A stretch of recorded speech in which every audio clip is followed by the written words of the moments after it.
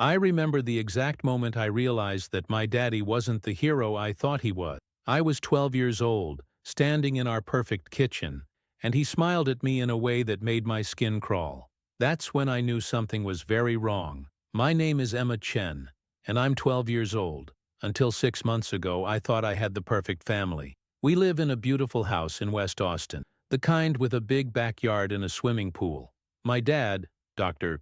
Richard Chen, is a successful dentist who everyone in our neighborhood thinks is amazing. My mom, Sarah, works as a marketing manager and is always busy with clients and meetings. From the outside, we look like the American dream. But sometimes dreams can become nightmares, and no one notices because the house is too pretty, and the family looks too perfect. It started slowly, so slowly, that I didn't realize what was happening until it was too late. At first, my dad just seemed more affectionate than usual. He would hug me longer than normal, or put his hand on my shoulder when he was talking to me. My mom would smile and say things like, "Look how much Daddy loves you, Emma."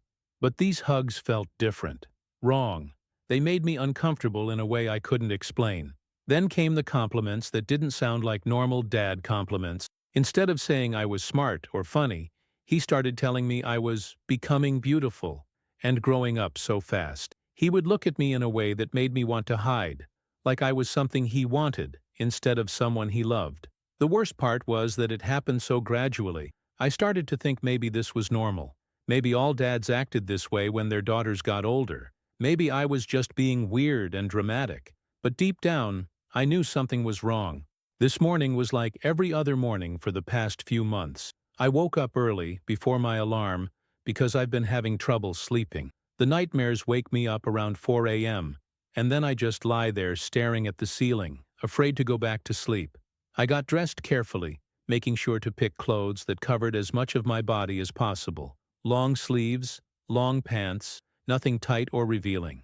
I've learned that dressing this way makes me feel safer, even though I can't really explain why. When I walked into the kitchen, my dad was already there, drinking coffee and reading something on his tablet. He looked up when I came in, and that familiar sick feeling started in my stomach. "Good morning, beautiful," he said, using the nickname that used to make me feel special, but now makes me want to run away. "Morning, Dad," I mumbled, grabbing a piece of toast and heading toward the door. "Where are you going so fast?" he asked. "Don't I get a hug from my favorite girl?" The words sounded normal. If my mom had been there, she would have thought it was sweet. But I could hear something else in his voice, something that made my skin feel like it was crawling with bugs. "I'm going to be late for school," I said, not looking at him.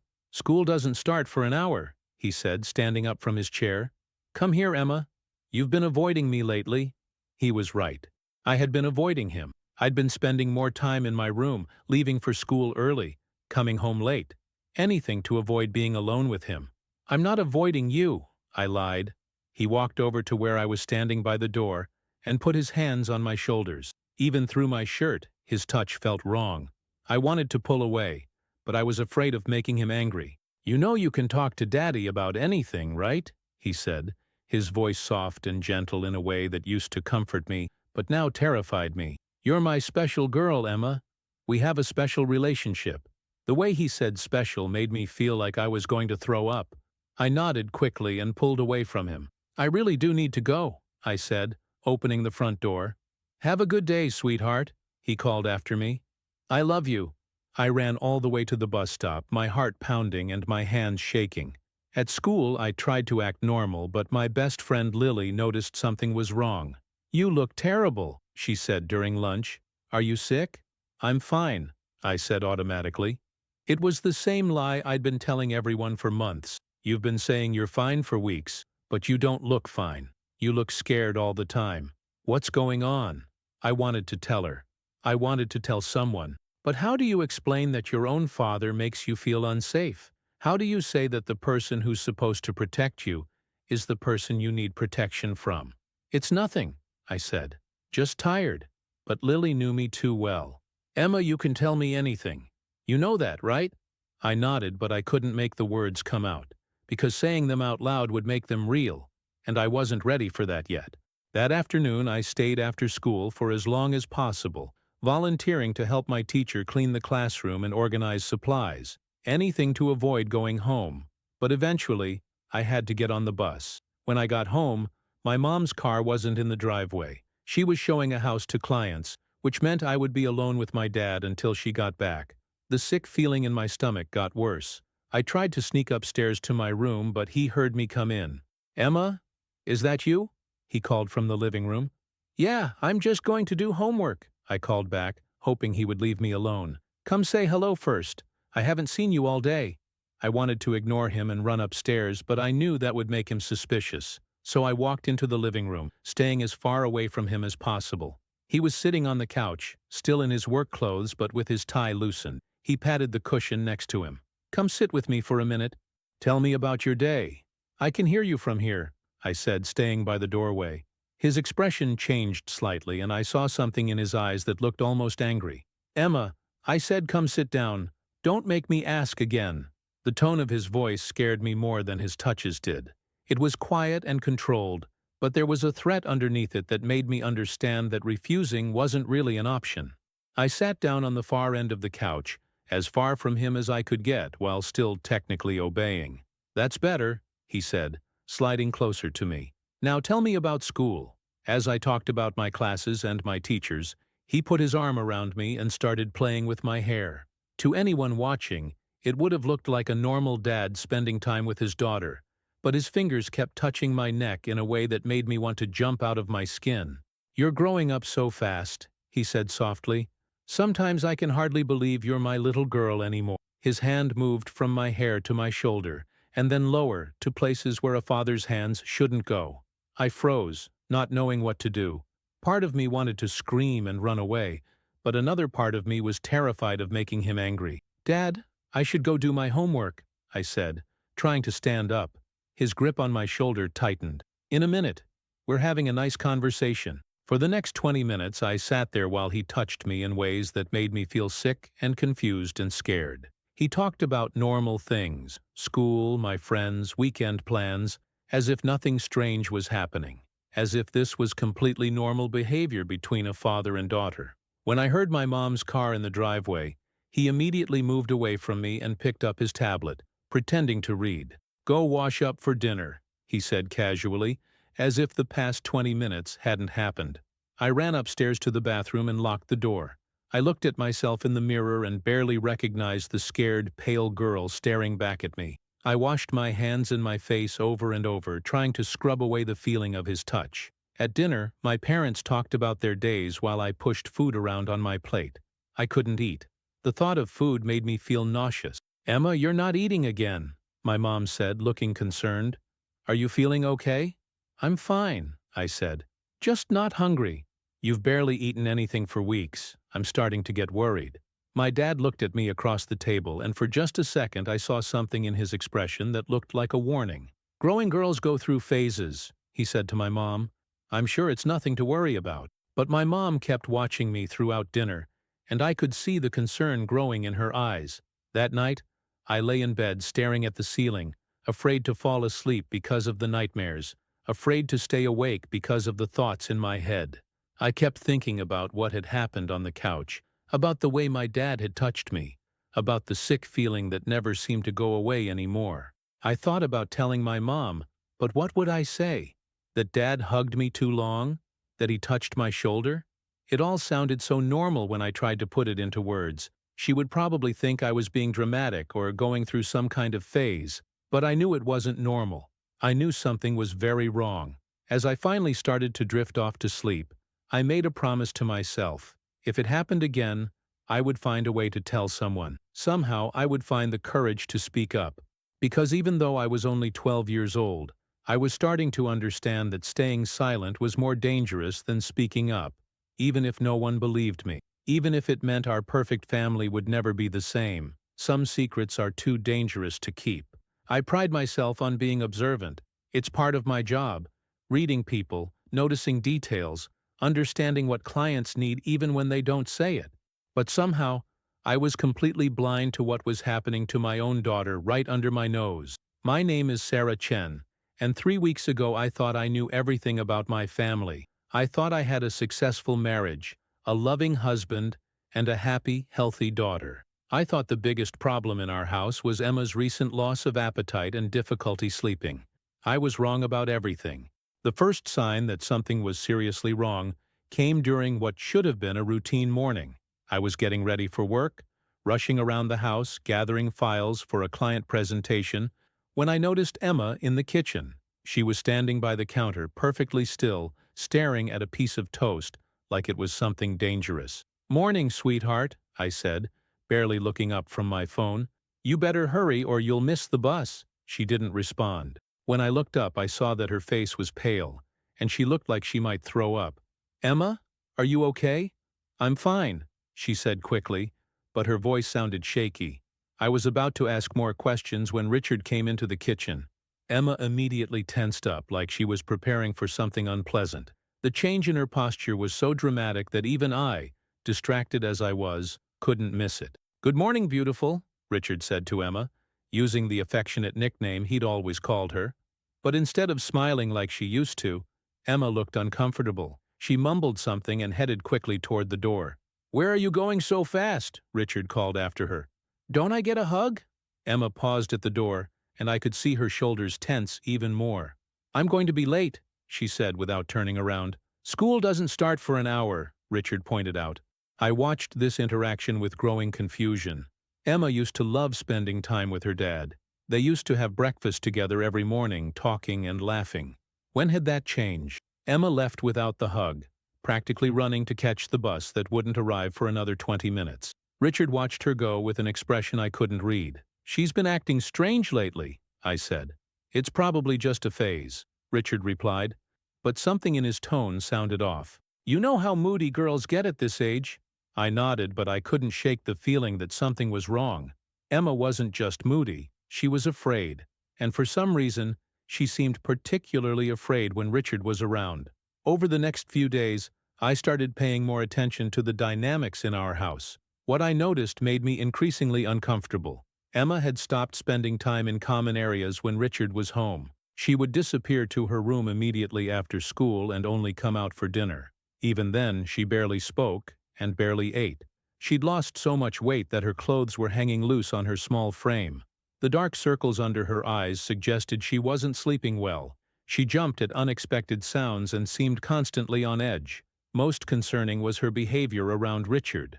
My husband, who had always been Emma's favorite person, now seemed to make her nervous. She avoided physical contact with him, flinched when he touched her, and found excuses to leave the room whenever he tried to spend time with her. I tried talking to Emma about it, but she insisted everything was fine.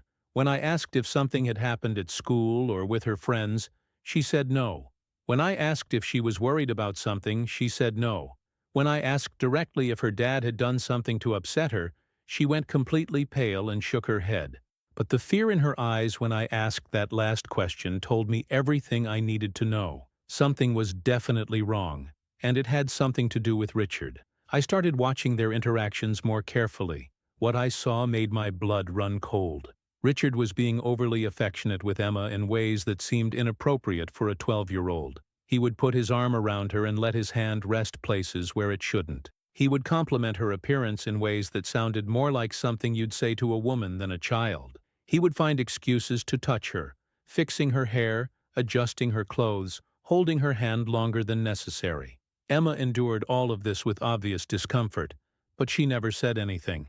She would just freeze up and wait for it to be over. The final straw came on a Saturday morning when I was supposed to be at a client meeting, but had to come back to the house to pick up some forgotten documents. I walked in quietly, not wanting to disturb anyone. I heard voices coming from the living room, Richard's low murmur and Emma's higher voice responding in short, nervous sentences. Something about the tone made me pause instead of announcing my presence. I crept closer to the doorway and peeked around the corner.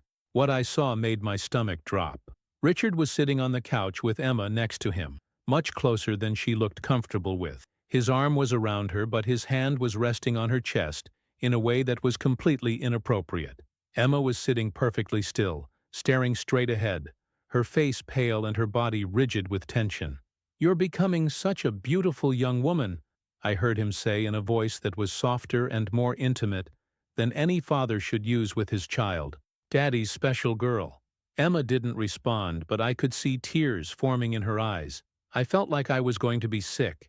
This was my husband, the man I'd been married to for 15 years, the man I'd trusted with our daughter's safety. And he was touching our 12-year-old child in ways that were completely wrong. I backed away from the doorway quietly and left the house, my hands shaking and my mind racing. I sat in my car for 20 minutes, trying to process what I had seen, trying to convince myself that I had misunderstood something, but I knew I hadn't misunderstood anything.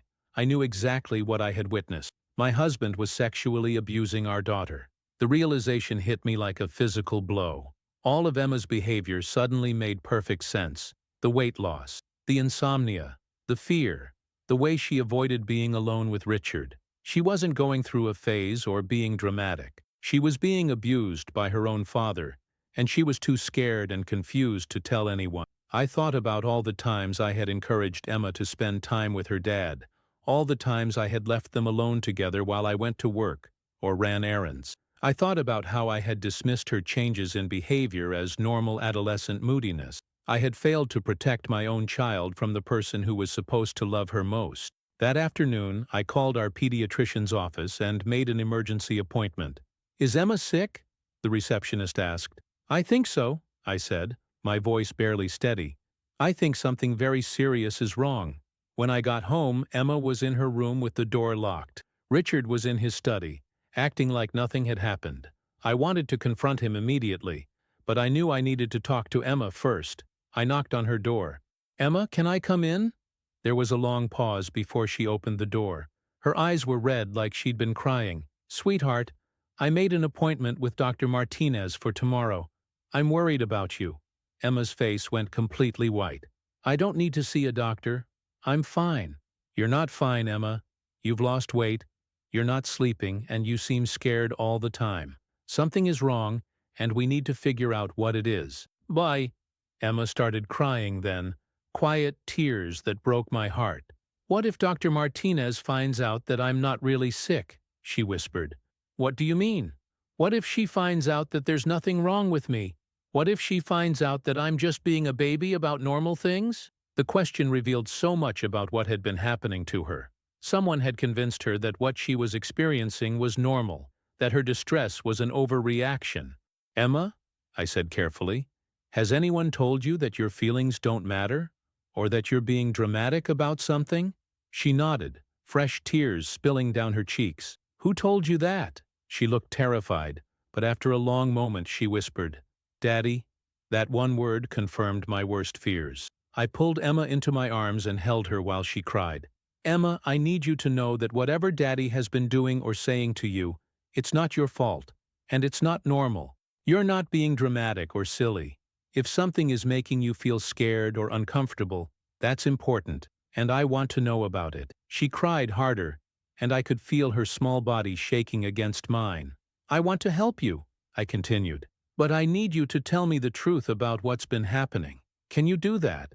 Emma pulled back and looked at me with eyes that seemed much older than 12. "Will you believe me?" she asked. "Yes," I said without hesitation. "I will believe you, even if it's about Daddy?" My heart broke at the question, but I kept my voice steady. "Especially if it's about Daddy." That night, Emma told me everything. About the inappropriate touching, the uncomfortable comments, the way Richard had convinced her that this was normal father-daughter behavior, about how scared she'd been, how confused, how ashamed. With every word she spoke, I felt angrier and more heartbroken. This beautiful, innocent child had been carrying this terrible secret for months, thinking she was alone, thinking no one would believe her. When she finished talking, I held her and made her a promise. "Emma, I want you to know that what Daddy did to you was wrong. It was never your fault, and you were right to feel scared and uncomfortable. Tomorrow, we're going to see Dr. Martinez, and we're going to make sure you get help. And Daddy is never going to hurt you again." "Why? What's going to happen to him?" Emma asked. "I don't know yet," I said honestly. "But whatever happens, the most important thing is keeping you safe." That night I didn't sleep at all. I lay in bed next to the man who had abused our daughter, planning how to protect Emma and wondering how I had missed the signs for so long. Tomorrow, everything would change. Tomorrow, I would have to be strong enough to do whatever it took to save my daughter. even if it meant destroying the life I thought we had. There are moments that divide your life into before and after. The moment my daughter found the courage to tell Dr. Martinez what her father had been doing to her was one of those moments. Everything that came after would be measured against that single act of bravery. The pediatrician's office felt different this time. I'd brought Emma here for routine checkups, vaccinations, and the occasional strep throat, but never for anything like this. As we sat in the waiting room, I could feel the weight of what was about to happen. Emma was pale and quiet, clutching my hand like it was a lifeline. Dr. Martinez had been Emma's pediatrician since she was a baby, and I trusted her completely. If anyone could help Emma feel safe enough to tell the truth, it would be her. "Emma Chen?" the nurse called. We followed her back to the examination room, where Dr. Martinez was waiting with her usual warm smile. She was a kind woman in her 50s who had raised 3 daughters of her own and had a special way of making children feel comfortable. "Hi, Emma," she said gently. "Your mom says you haven't been feeling well lately. Can you tell me what's been going on?" Emma looked at me uncertainly and I nodded encouragingly. "I've been having trouble sleeping," Emma said quietly, "and I don't feel like eating much." "I see. How long has this been going on?" "A few months." Dr. Martinez asked more questions about Emma's symptoms, and I watched my daughter carefully as she answered. She was being honest about the physical problems but avoiding any mention of the cause. "Emma," Dr. Martinez said, "sometimes when kids have trouble sleeping and eating, it's because something is worrying them or making them feel upset. Is there anything like that going on in your life?" Emma glanced at me again, and I saw the internal struggle playing out on her face. She wanted to tell the truth, but she was still scared. "It's okay," I said softly. "You can tell Dr. Martinez anything." Emma took a shaky breath. "There is something," she whispered. Dr. Martinez leaned forward slightly, her expression serious but gentle. "What is it, Emma?" "It's about my dad," Emma said, her voice barely audible. "What about your dad?" He's been touching me in ways that don't feel right." The words hung in the air like a bomb that had just exploded. Dr. Martinez's expression didn't change, but I could see the wheels turning in her mind as she processed what Emma had just revealed. "Can you tell me more about that, Emma? I know it's hard to talk about, but it's very important." Over the next 30 minutes, Emma told Dr. Martinez everything she had told me the night before. The inappropriate touching, the uncomfortable comments, the way Richard had convinced her that this was normal behavior. Dr. Martinez listened without judgment, asking gentle questions to clarify details and reassure Emma that she was being very brave. I sat there trying to maintain my composure while my daughter described the horrible things that had been done to her. Every word she spoke made me angrier and more heartbroken, but I knew I had to stay calm for her sake. When Emma finished talking, Dr. Martinez explained what would happen next. "Emma, I want you to know that you did exactly the right thing by telling us about this. What your father did to you was wrong, and it's not your fault in any way. I'm going to need to call some people who can help make sure you stay safe, okay?" "What kind of people?" Emma asked nervously. "Child Protective Services and the police. Their job is to investigate what happened and make sure nothing like this happens again." Emma looked scared. "Will I get in trouble?" "No, sweetheart. You won't get in trouble. You're the victim here, not the person who did something wrong." Dr. Martinez stepped out to make the necessary phone calls, leaving Emma and me alone in the examination room. Emma immediately started crying. "I'm scared, Mom," she said. "I know you are," I said, pulling her close, "but you were so brave to tell the truth." "Dr. Martinez is right. What Daddy did to you was wrong, and you did nothing wrong by telling us about it. What's going to happen now?" "I don't know exactly, but whatever happens, I'm going to be with you every step of the way. We're going to get through this together." Dr. Martinez returned with a social worker and a police detective who specialized in crimes against children. Both women were gentle and experienced in talking to young victims. They explained the process to Emma in terms she could understand and asked if she felt comfortable talking to them. Emma nodded, but I could see how scared she was. I asked if I could stay with her during the interview, and they agreed. The detective, Officer Williams, asked Emma to tell her story again. Emma repeated everything she had told Dr. Martinez, this time with even more details. The detective asked careful questions about specific incidents, times and dates, and other evidence that might support Emma's account. Emma, you mentioned that this has been happening for several months. Do you remember the first time something like this happened? Emma nodded. It was after Mom started working late. Dad said he would stay home with me instead of getting a babysitter. I felt sick. All those times I had worked late, thinking I was building my career and providing for our family, Richard had been using my absence as an opportunity to abuse our daughter. Can you tell me about that first time? Emma described an incident that made my blood boil. Richard had used the pretext of watching a movie together to get Emma alone on the couch, then gradually escalated his inappropriate behavior. When Emma seemed uncomfortable, he told her that this was normal affection between fathers and daughters and that she shouldn't worry about it. The detective asked about other incidents, and Emma was able to provide details about several specific occasions. Each story was worse than the last, showing a clear pattern of escalating abuse and manipulation. Emma, did your father ever tell you not to tell anyone about these things? Yes. He said that if I told Mom or anyone else, they would think I was dirty and wouldn't love me anymore. He said that no one would believe me because he's a doctor, and people trust doctors. Did he ever threaten you? He said that if I told anyone, it would destroy our family, and it would be my fault. The social worker, Ms. Rodriguez, explained that Emma would need to have a medical examination to document any evidence of abuse. Emma looked terrified at this prospect. I know it's scary, Ms. Rodriguez said, but it's important to make sure you're okay physically and to gather evidence about what happened to you.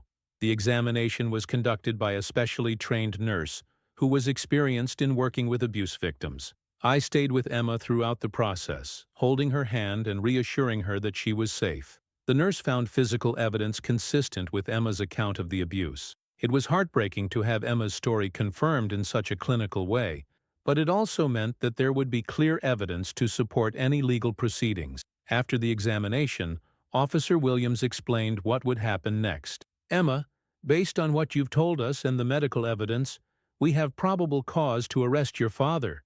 We'll be going to your house to take him into custody. Where will we go? Emma asked. I had been wondering the same thing. I couldn't imagine going back to our house, not after everything that had happened there. You can stay with your mother as long as she agrees to follow a safety plan that includes keeping your father away from you, Ms. Rodriguez explained. Is there somewhere else you could stay for a few days while we sort everything out? I thought about my sister Lisa, who lived across town. Yes, we can stay with my sister.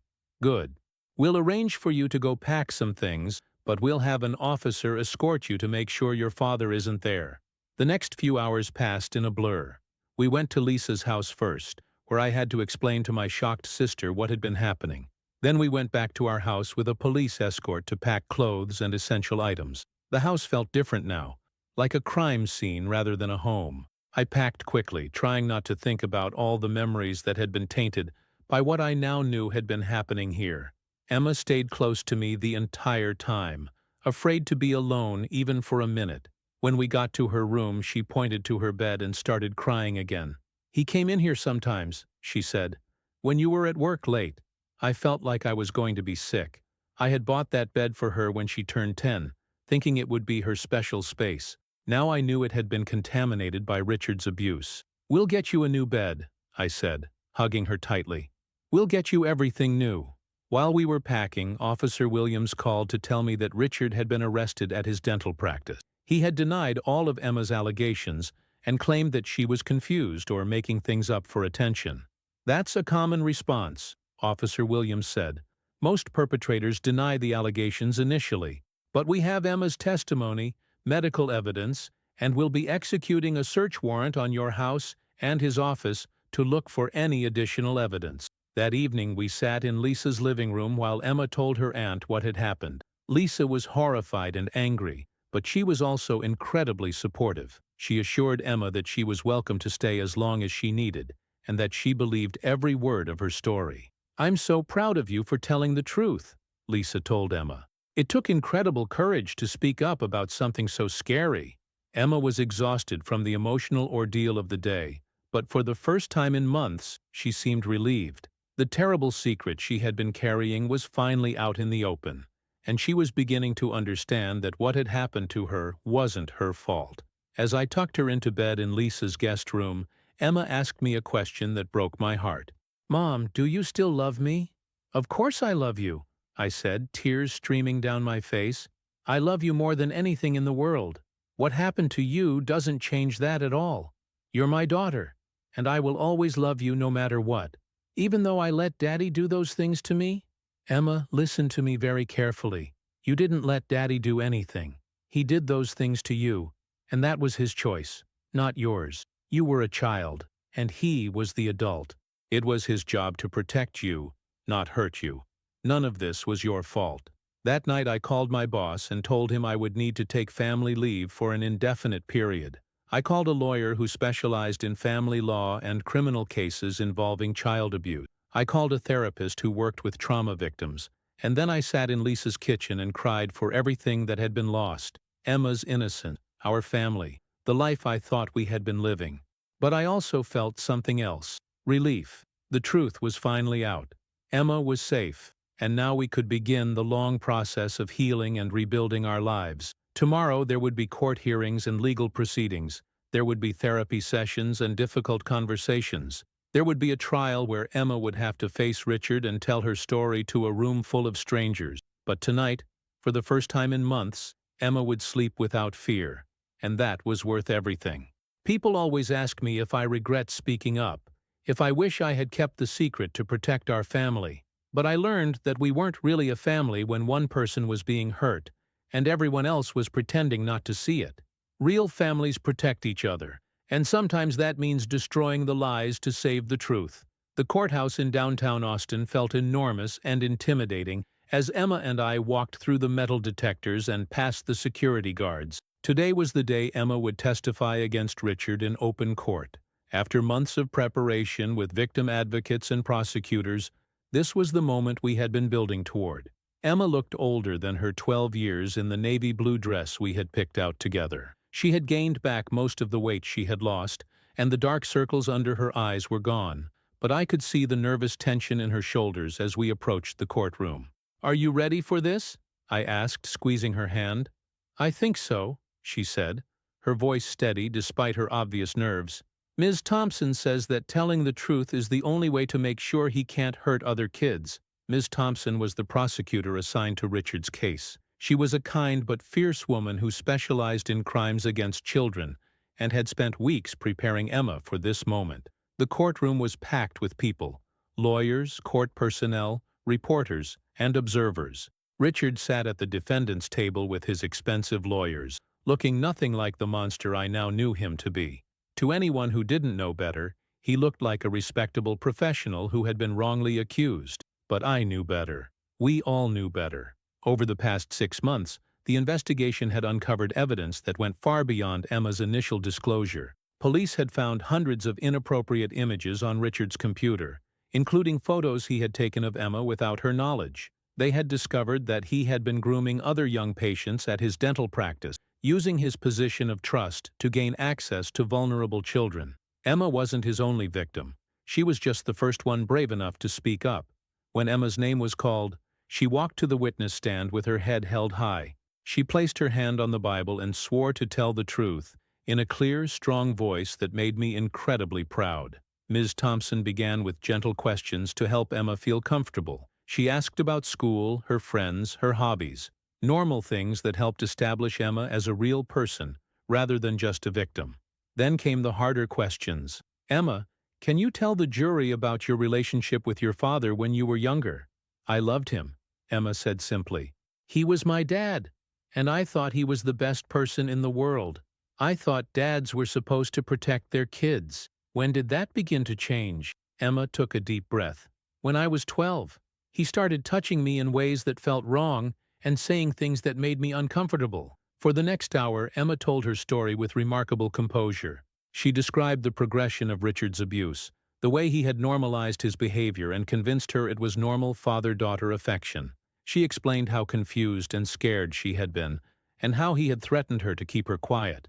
"He told me that if I said anything, people would think I was dirty and wouldn't love me anymore," Emma testified. "He said no one would believe me because he was a doctor." When it was time for cross-examination, Richard's lawyer tried to suggest that Emma was confused or mistaken about what had happened, but Emma never wavered in her testimony. "I know the difference between a normal hug and what he did to me," she said firmly. "I know the difference between appropriate touching and inappropriate touching. What he did was wrong." The jury deliberated for less than 2 hours before returning with their verdict: guilty on all counts. Richard was sentenced to 20 years in prison. As the judge read the sentence, I saw him slump in his chair, finally understanding that his lies and manipulations hadn't worked. Outside the courthouse, reporters asked Emma how she felt about the verdict. "I feel free," she said, looking directly into the cameras. "For the first time in a long time, I feel safe." Today, Emma is 14 years old and thriving in ways I couldn't have imagined 2 years ago. We live in a smaller house in a different part of Austin. Not as fancy as our old place, but it's ours and it's safe, and it holds only memories we've chosen to create. Emma plays volleyball and is involved in student government at her new school. She has close friends who know her story and admire her courage. Most importantly, she's learned to trust again, both herself and the adults in her life who are there to protect her. The therapy continues, and probably always will. Dr. Sandra Martinez, no relation to Emma's pediatrician, has been working with Emma since shortly after the disclosure. She specializes in trauma recovery for abuse survivors and has helped Emma understand that what happened to her doesn't define who she is. Emma has shown remarkable resilience, Dr. Martinez told me during a recent session. She's learned to separate the trauma from her identity. She knows that she's a survivor, not just a victim. Emma has become an advocate for other children who have experienced abuse. She speaks at conferences for teachers and social workers about recognizing the signs of abuse and believing children when they try to tell their stories. "Kids know when something is wrong," she told a room full of school counselors last month. "Adults just need to listen and believe us when we try to tell them." I've changed careers completely. I left marketing and now work as a victim advocate, helping families navigate the legal system when children disclose abuse. It's not as financially lucrative as my old job, but it's infinitely more meaningful. Every family I help, every child I support through their darkest moments, feels like a way of honoring what Emma and I went through together. The ripple effects of Emma's courage have been extraordinary. 3 other children came forward with allegations against Richard after Emma's story became public. All of them were patients at his dental practice who had been too scared to speak up until they saw that someone believed Emma. Richard's dental license was revoked and his practice was shut down. The dental board implemented new protocols for protecting children in medical settings. Other healthcare providers began receiving training on recognizing signs of abuse. Emma's willingness to speak up didn't just save herself. It protected other children who might have become Richard's victims. Recovery from abuse isn't linear. Emma still has difficult days when memories surface unexpectedly, or when she struggles with trust issues. She sometimes has nightmares, and she still doesn't like being touched without permission. But she's also developed incredible strength and self-awareness. She knows her own worth now in a way that many adults never learn. She understands that love should never hurt, that trust must be earned, and that her voice has power. "People ask me if I'm angry at my father," Emma said during a recent interview for a documentary about child abuse survivors. "The answer is complicated. I'm angry about what he did to me, about the childhood he stole from me, but I'm not going to let that anger control my life." What would you want other kids in similar situations to know? That it's not your fault, no matter what anyone tells you. That there are adults who will believe you and help you. And that speaking up is scary, but staying silent is scarier. Emma is planning to study law in college with the goal of becoming a prosecutor who specializes in crimes against children. She wants to be like Ms. Thompson, someone who fights for kids who can't fight for themselves. As for me, I'm still learning to forgive myself for not seeing the signs sooner. Therapy has helped me understand that Richard was skilled at hiding his abuse and that I couldn't have known what I wasn't equipped to recognize. But I've also learned that the most important thing isn't preventing every bad thing from happening. It's responding appropriately when bad things do happen. When Emma found the courage to tell me the truth, I listened and believed her, and took action to protect her. That's what mattered most. Emma's story is ultimately one of hope. It shows that children who experience abuse can heal and thrive with proper support. It demonstrates the importance of believing children when they try to tell us about their experiences, and it proves that speaking up, even when it's terrifying, can save not just yourself but others too. Our family looks very different now than it did 3 years ago. We're smaller, but we're stronger. We're less wealthy, but we're happier. We've lost the facade of perfection, but we've gained something much more valuable: truth. Emma has taught me that courage isn't the absence of fear. It's doing what's right, despite the fear. She was afraid when she told Dr. Martinez what Richard had been doing to her, but she spoke up anyway because she knew it was the right thing to do. That moment of courage changed everything. It saved her life, protected other children, and showed all of us what real strength looks like. Today, Emma is not defined by what was done to her. She's defined by what she chose to do about it. She chose to speak up, to seek help, to heal, and to use her experience to help others. She chose to be a survivor, not a victim.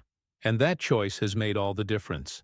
As I write this, Emma is preparing for her sophomore year of high school. She's 15 now, confident and strong and beautiful in ways that have nothing to do with appearance. She's learned that her worth isn't determined by other people's actions toward her, but by her own choices and character.